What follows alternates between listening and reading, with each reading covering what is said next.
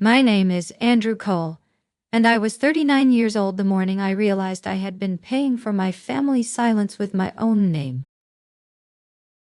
The realization didn't come in a dramatic burst. It came in a spreadsheet column at 2:47 a.m. in my basement office, while my wife Kate slept upstairs and my phone sat face down on the desk because I already knew who would be calling. My father had texted at 11:14 p.m. "Call me. Urgent. Family meeting tomorrow." No context. No question mark. Just urgency, deployed like a weapon. I'd learned to let those messages marinate overnight, because the emergency was never an emergency. It was always a request dressed in panic, designed to make me move before I could think. I had been their keeper of things for 21 years. 21 years of holding the calendar, the contracts, the passwords, the deposits, the guarantees nobody else wanted to sign. 21 years of my mother saying the same thing to me, over and over, whenever I pushed back on something she'd promised on my behalf. "You always understand, Andrew. That's your gift." The first time she said it, I was 18. The last time she said it was 4 months ago, at my sister's engagement party, when she announced that I would be co-signing the venue deposit because my credit was, in her words, just so much cleaner than theirs. She smiled at the table of strangers, patted my arm, and said it exactly the way she always had. "You always understand." The second time I remember that phrase, I was 22. I had just graduated with a degree in civil engineering, and I had accepted a job offer in a city 300 miles away. My mother called me the week before I was supposed to leave and told me that my father's small construction company was in trouble. The bonding company was asking for additional personal guarantees. The bank was reviewing their line of credit. My father had a meeting on Thursday, and they needed someone with a clean record and a steady income to co-sign one short-term bridge loan. $20,000. Just until the end of the summer.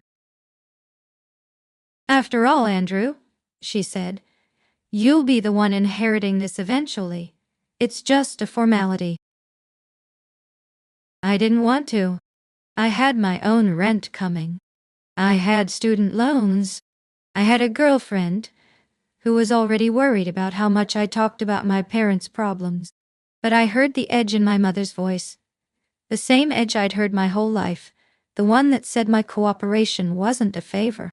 It was an expectation. "You always understand," she said again. "That's why we can count on you." I signed the guarantee. I signed 8 more over the next decade. I never inherited anything. The business stayed in my father's name. The assets stayed in a trust I didn't control. The buildings they built stayed on land that had been in his family since 1947, and I was listed nowhere on any of those deeds. I was useful in the way a tool is useful. I held things steady while other people took the credit. The worst part was that I knew this. I had always known this. But knowing something and accepting its weight are two different experiences, and I had spent 21 years confusing the first for the second. I told myself I was being generous. I told myself I was supporting my parents.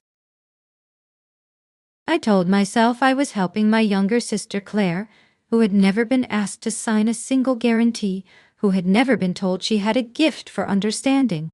Claire got the praise. Claire got the easiness. Claire got a down payment on her first house from my father's savings, while I was still renting a duplex with a leaking garage. I told myself it was fine. I told myself the family business would eventually be mine. I told myself a lot of things that made the math hurt less. But at 2:47 a.m., in my basement office, I added a new column to the spreadsheet I'd been building for 18 months. I'd started it as a way to track the guarantees I'd signed, because my memory of them had started to blur. I had co-signed so many loans and leases and deposits that I genuinely could not remember which ones had expired. So I built a spreadsheet. I listed every document, the date, the amount, the status, the institution. And in a new column, I started listing what I would have paid off by now if I hadn't been sending money elsewhere. Student loan balances, credit card debt from a few lean years, the cost of a down payment on a house. Kate and I had been married for 6 years, and we were still renting. She didn't complain. She was the kind of person who said things like we have everything we need, and actually meant it. But I saw her eyeing a 3-bedroom bungalow on the far side of town every time we drove past. And I knew the reason we couldn't afford it was tied to my name, on a dozen forms, none of which belonged to me. Then I found the document that changed everything. It was a trust document, a supplemental amendment dated 11 years earlier, filed in a county I'd never heard of. My father had consolidated several parcels of land into a single holding trust, and he had named himself and my mother as the trustees. Standard stuff? But there was a clause in the appendix written by a lawyer who clearly didn't draft many estate plans that specified something unusual. The trust's debts, including all loans, guarantees, and lines of credit, had been structured to attach first to the trust's assets and only secondarily to the personal credit of the trustee. But the language was unclear about a third party's guarantees. It was ambiguous in the way a tired lawyer writes ambiguous clauses, and that ambiguity had been sitting in a filing cabinet for over a decade, waiting for someone to read it closely. I read it 4 times. Then I called a number I'd found in the appendix, a law firm in a different state, and I left a voicemail at 3:12 a.m., asking if someone could clarify the language for me. I didn't sleep the rest of that night. Kate rolled over at 6:15 a.m. and asked if I'd been up all night, and I told her I'd been working on something.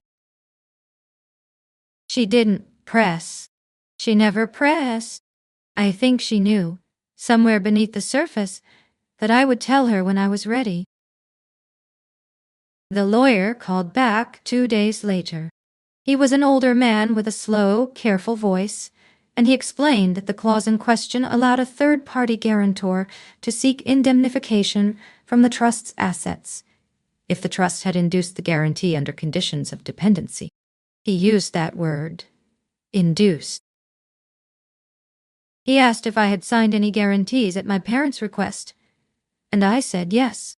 He asked if I had been financially dependent on them at the time, and I said I'd been a student for the first one. He said that was a relevant detail. He said carefully that a court might find the trust liable to reimburse me for payments I'd made on loans that were not exclusively mine. He said he couldn't guarantee a particular outcome, but he said the clause had been written with a specific scenario in mind, and I seemed to be sitting right in the middle of it. I thanked him and hung up. Then I sat in my basement office and let myself feel something other than exhaustion for the first time in a long time. The family meeting was scheduled for Saturday at my parents' house. My mother had invited the Caldwells, the wealthy couple whose daughter was marrying Claire. The wedding was in 8 weeks, and the Caldwells were paying for a significant portion of it, which meant my mother was in a state of performative graciousness that I'd learned to recognize as her most dangerous move. She needed everything to look perfect. She needed everyone to appear united and loving.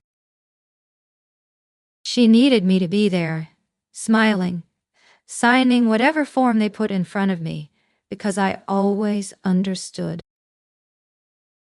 I arrived 10 minutes early. Kate was working a Saturday shift at the hospital, so I came alone, which my mother noted with a slight tightening around her mouth. "Andrew," she said, hugging me in the doorway. "I'm so glad you could make it. Claire was worried you'd be too busy. She didn't ask about my weekend. She didn't ask about Kate. She just handed me a cup of coffee and guided me toward the living room, where the Caldwells were already seated on the good furniture. My father was in his armchair, looking uncomfortable in a collared shirt. Claire was on the sofa next to her fiancé, wearing an expression that hovered somewhere between nervous and impatient. I sat in the chair my mother directed me to, the one closest to the side table where the documents were waiting. I could see the edges of them peeking out from a manila folder. 3 sets of forms, stapled, tabbed. Ready for my signature? My mother sat down across from me and folded her hands in her lap. "Thank you all for coming," she said, speaking to the Caldwells as much as to us. "We have some wonderful news. The band booked, the caterers are confirmed, and the venue has been secured. We just have a few final details to button up, and then we can all relax and enjoy the celebration." She smiled at the Caldwells, who nodded politely. Mrs. Caldwell was wearing a cream-colored dress that probably cost more than my monthly rent. Mr. Caldwell had the kind of quiet, watchful presence that made me think he didn't miss much. My mother turned to me. "Andrew, we need you to sign a few things. Just a short-term guarantee on the remaining vendor deposits. The venue needs one more personal signature before they'll release the final permits." She slid the folder across the coffee table. "It's just a formality. You know how these things work." I looked at the folder. I looked at my mother. I looked at my father, who was staring at a spot on the carpet. I looked at Claire, who was checking her phone under the edge of the sofa cushion. Then I said, "What's the amount?" My mother blinked. "Excuse me?" "The remaining vendor deposits? What's the amount?" She recovered quickly. "About $38,000. It's all accounted for in the budget. We just need your signature so the venue will release the permits. They don't accept business accounts for this particular form. It has to be an individual." She smiled the smile she used on bank tellers and restaurant managers. "You always understand, Andrew." I opened the folder. I read the top sheet. I set it down on the coffee table, face up, and I didn't touch the pen that was resting next to it. "Mom," I said, "I've been signing these for 21 years. I've co-signed 43 documents for the business. I've guaranteed 7 loans that were never transferred to the business account. I've paid interest on 3 of them that I was never reimbursed for. And I have a document from a lawyer that suggests the trust is actually liable for the full balance, including the payments I've made out of my own pocket." I paused. "I'd like to talk about what that means before I sign anything else today." The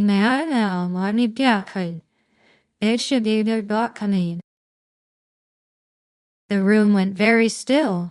My mother's smile didn't drop exactly, but it froze in place, like a mask that someone had forgotten to move. Mrs. Caldwell leaned forward slightly. Mr. Caldwell was watching me with an expression I couldn't read. "Andrew," my mother said, and her voice had shifted into something thinner, tighter. "This isn't the time or the place for that kind of discussion. We have guests. We're celebrating Claire's engagement. We can sort out administrative details another day." "I've been sorting out administrative details for 2 decades, I said. "I'd rather sort them now, while everyone's here." I pulled a folded piece of paper from my jacket pocket. It was the indemnification clause, printed out with the relevant language highlighted. I set it on the coffee table next to the folder. Next, there's a clause in the trust amendment, I said. It specifies that the trust may be liable for guarantees induced under certain conditions. I spoke to a lawyer who drafted similar language for another client, and he said my situation matches the conditions almost exactly. He said a court would likely find that the trust owes me reimbursement for all payments I've made on loans that were never transferred out of the guarantee structure. And I'm a high. My father finally looked up from the carpet. What are you talking about? I turned to him.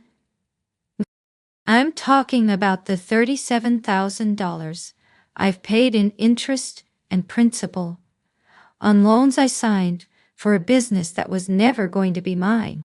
I'm talking about the 7 guarantees I've renewed without being asked because I was afraid to let them lapse. I'm talking about the fact that I have a copy of the trust's asset valuation from last year, and it's north of $900,000. My mother's mask cracked. Those are family assets, Andrew. Those are your father's assets. They're supposed to be used for the family, for Claire, for your future. We're not liquidating the trust to pay you back for a few forms you chose to sign. Chose, I repeated. You told me I always understand. You said that to me in every phone call, every visit, every time you needed something, and I believed you. I thought understanding meant I was doing the right thing. I thought understanding meant I was being a good son. I looked at Claire. She had put her phone away, and she was watching me with an expression I hadn't seen on her face in years. It might have been surprise. It might have been shame. Claire, I said, do you know how many guarantees I've signed for the business? She shook her head. You never told me. I never told anyone, I said.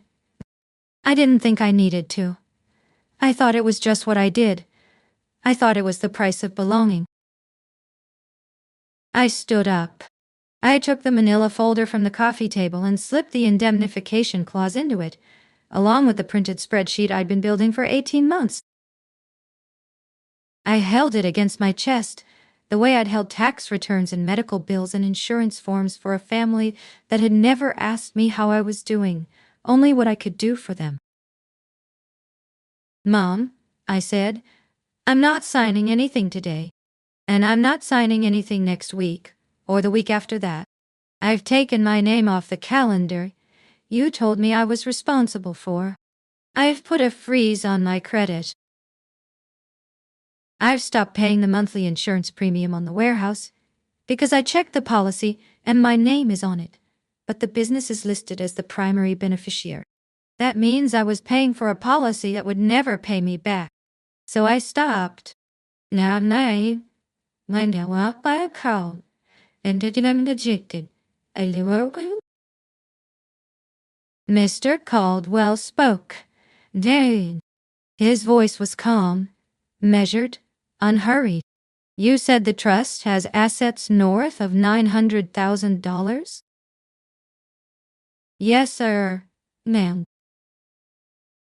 And your parents have been using your personal credit to secure loans against that trust? Apparently, I said.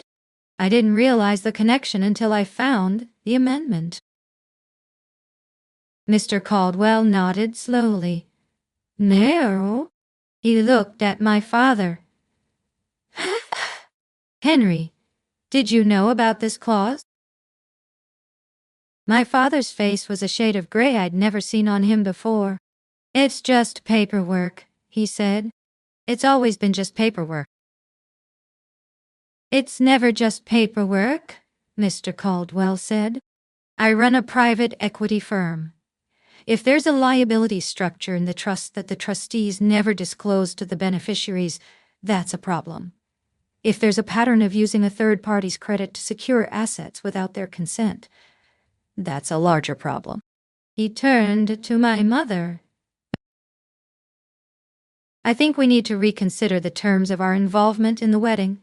I have a fiduciary responsibility to my own family's assets, and I can't ignore what I just heard. The silence that followed was the heaviest thing I'd ever walked through. My mother turned to me, and for a moment she looked like a woman who had just been told her house was on fire. "Andrew," she said, and her voice was low and urgent, "you can't do this. You can't just walk away. We need you. The wedding needs you. The family needs you." "No," I said. "You need my signature. You need my credit. You need me to keep being the person who always understands." I looked at her and I felt nothing move in my chest. No anger, no sadness, just a flat, even recognition of a fact I'd been avoiding for 21 years. I do now. I walked out of the living room. I walked through the kitchen, past the caterer's brochures and the wedding invitations stacked on the counter. I walked down the hallway past the family photographs, the ones where I was always standing at the edge of the frame. Always slightly out of focus, always present but never centered. I got in my car and I drove home. The phone started buzzing 10 minutes later. My mother, then my father, then Claire. I let each call go to voicemail, and I didn't listen to the messages. I drove with the windows down and the radio off, and I thought about the spreadsheet on my basement computer, the one I'd been building for 18 months without really knowing why. I thought about the indemnification clause, the way it had been sitting in a filing cabinet for 11 years, waiting for someone to notice. I thought about 21 years of signing things I didn't understand, because I believed understanding was a gift I owed to the people who raised me. When I got home, Kate was in the kitchen, making tea. She looked at me and didn't ask why I was back so early. She just said, "I made a fresh pot. Your phone's been buzzing." "I know," I said. I sat down at the kitchen table and pulled the folder out of my jacket. I opened it and looked at the spreadsheet. I ran my finger down the column of dates and amounts, and I let myself see the total for the first time as something other than a burden. $214,000. That was how much I had paid, or was still paying, for guarantees and loans and deposits that were never going to belong to me. $214,000 over 21 years that I had spent on a family that had never asked me what I wanted, only what I could provide. Claire called me the next morning. I answered because she'd left 5 voicemails and I was curious about what she'd say. "Andrew?" she said, and her voice was smaller than I'd ever heard it. I didn't know. I really didn't know. Mom and Dad never told me about the guarantees. They never told me about the money. I thought you were just helping out. "They told me you needed the down payment," I said. "For the house. They told me they couldn't afford to help you and cover the business loans at the same time, so I should keep paying the interest on the guarantees so the business could keep running. I never told you either. I thought I was protecting you." Claire was quiet for a long moment. Then she said, "The Caldwells withdrew their funding for the wedding. They're not walking away entirely, but they want to see the trust's full financials before they commit to anything else. Mom is losing her mind." I didn't feel satisfaction. I didn't feel relief. I just felt the same flat, composed stillness that had carried me through the living room. I said, "That's not my problem." "It's not," Claire said. "I know it's not. I just wanted you to know. And I wanted to say, I'm sad I'm tired. I don't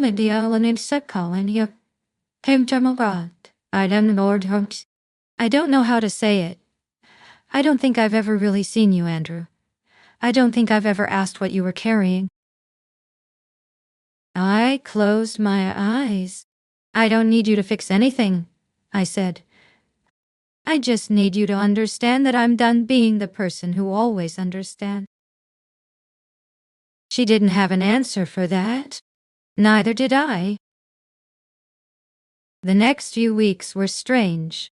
My mother called 17 times. My father called 6 times.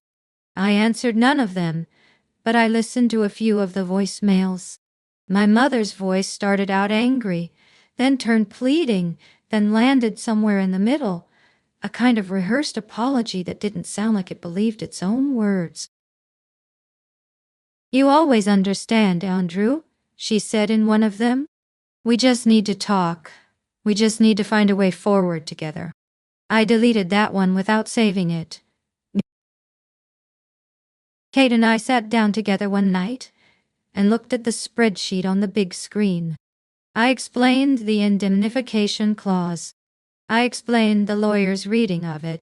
I explained what it would take to file a claim against the trust.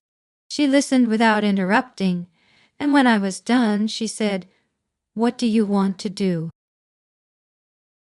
I thought about it. I thought about the bungalow on the far side of town. I thought about 21 years of invisible work. I thought about the weight I'd been carrying, the way I'd told myself it was just the cost of being part of something. I thought about the phrase my mother had used so many times, the one I'd repeated back to her in the living room. "I want to stop," I said. "I want to build something that's mine. I want to wake up and not worry about what someone else needs from me. I want to be the one who decides what my name is attached to."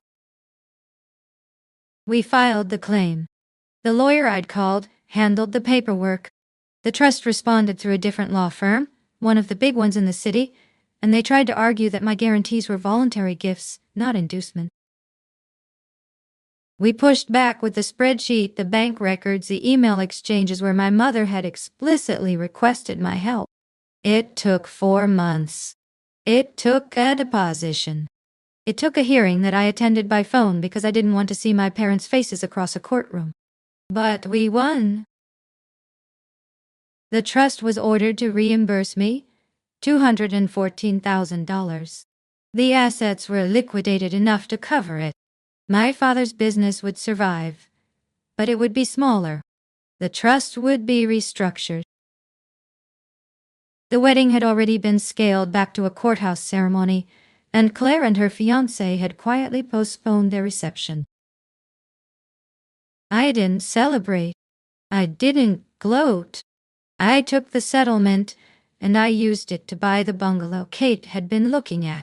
We moved on a Saturday in September, and I carried boxes from the moving truck to the front door, one by one, until my arms ached and my shirt was soaked with sweat.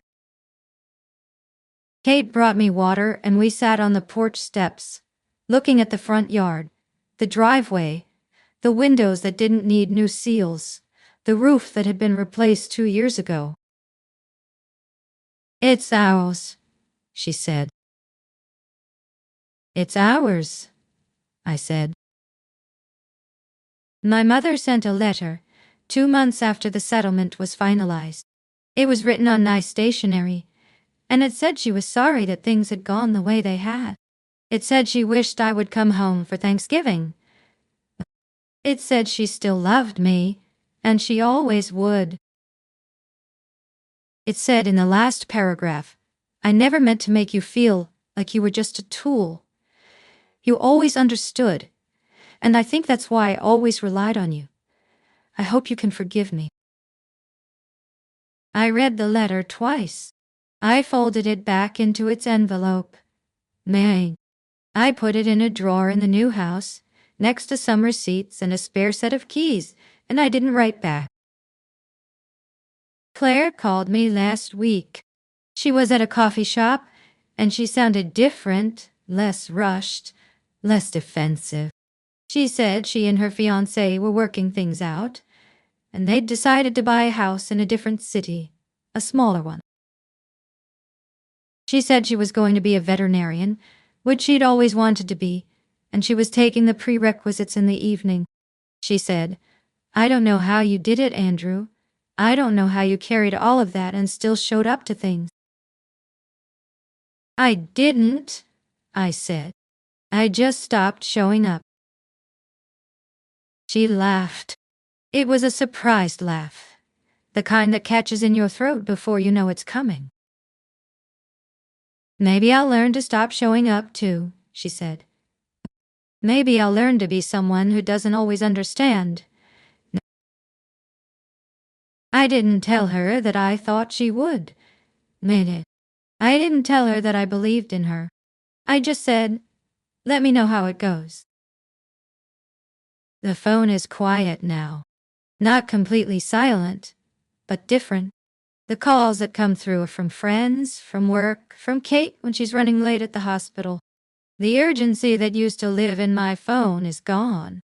The weight of being needed is gone. I still think about the phrase sometimes, the way it used to sound in my mother's voice, the way it wrapped around me like a habit I couldn't shake. I think about the years I spent believing that understanding meant I had to agree. I'm 40 now. I'm 40 years old, and I own a house. I have a job I like, a wife I love, a yard that needs mowing. I have a drawer with a letter in it that I don't need to answer. I have a spreadsheet on my computer that I look at sometimes, just to remind myself of what I carried and what I stopped carrying. I'm Andrew Cole.